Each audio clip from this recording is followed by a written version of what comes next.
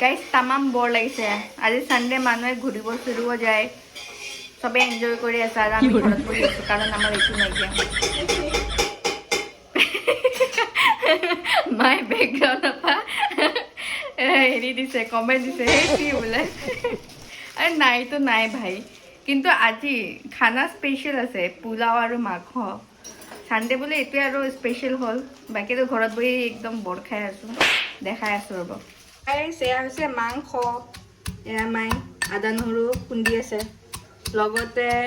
এয়া ৰাজমাও আছে তাৰপিছত এফালে পোলাও আৰু গাইজ এফালে খিচমিচৰ আৰু গাইজ মায়ে বহুত চিঞৰি থাকে চব মানে একদম প্ৰফেচনেল কৰিব লাগে এইটো কাজু আৰু খিচমিচ হেৰি পোলাও দিবলৈ ইমান দাম হৈছে বস্তুবিলাকৰ জানেনে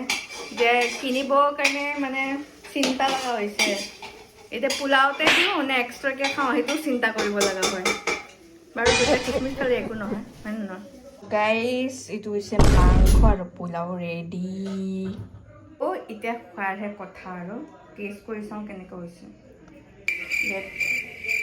meat tasty Sunday special tasty চমক পাওঁ আজিকালি বাই বাই